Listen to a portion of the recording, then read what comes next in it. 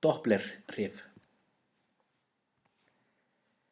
Hljóð er bylgja, eins og svo margt annað. Og bylgjur geta orðið fyrir sérstöku fyrirbæri sem kallast Dopplerhrif. Dopplerhrif eiga sér stað þegar athugandinn og það sem athugað er á innbyrðis hreyfingu. Það sem þú skynjar annaðhvort á leiðinni til þín eða á leiðinni frá þér. En fyrst þurfum við að átta okkur aðeins betur á hljóði. Hljóð er bylgja sem verður til þegar loft eða einhver annar miðill titrar. Eyrað nemur þennan titring, lætur heilan vita af honum og heilinn breytir skilaboðunum í hljóð. Því hraðari sem titringurinn er, því skærara hljóð heyrist. Því hægari sem titringurinn er, því dýpra hljóð heyrist.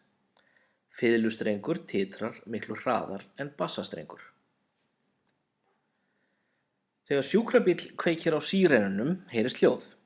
Sjúkrabíllinn sendir frá sér hljóðbylgjur í allar áttir og ef sjúkrabíllinn er kyrr og sá sem hlustar á sírenuna líka, þá breytist hljóðið ekki neitt og heyrandinn myndi heyra sama hljóðið, sama hver afstaðan sé miðað við sjúkrabílinn.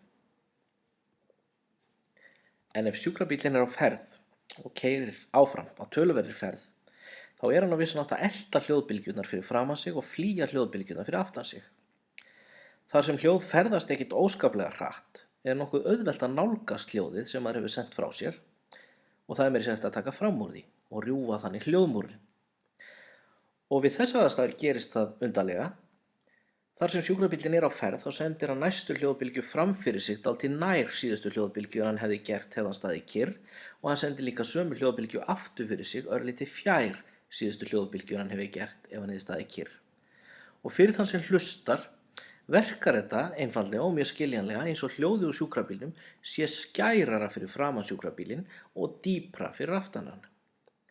Og ef bíllinn keyrir fram hjá þér og þá breytist hljóðið á báða vegu.